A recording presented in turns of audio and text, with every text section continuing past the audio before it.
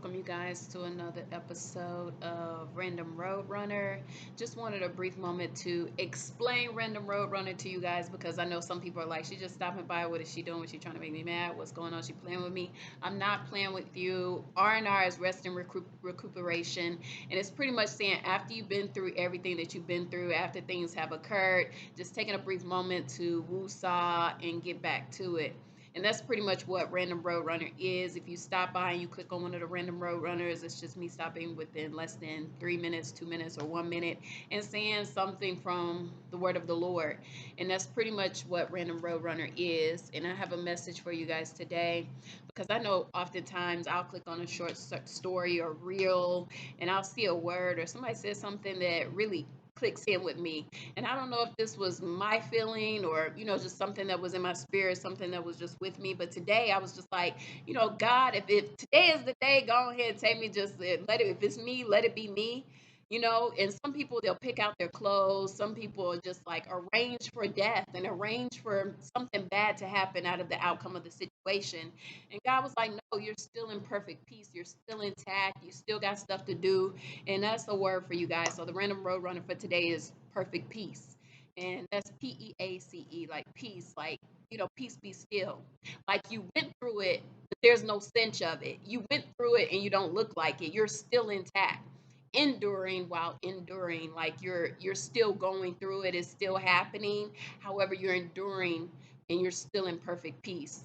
And there may be like one thing after another. Things are occurring, things do happen, and when you go through the one thing after another saga, or I generally tend to read in Daniel chapter 3 with the three Hebrew boys, with Shadrach, Meshach, and Abednego, because ultimately God kept them in that moment. That's a moment where you would ultimately turmoil and you say like, what, God, why me? God, why is this happening to me if I didn't worship another God? God, why is this happening to me if I did what you said? I ate what you told me to eat, I drank what you told me to drink, I told them what you told me to say. However, this is happening to me. They have turned up the furnace 7 times.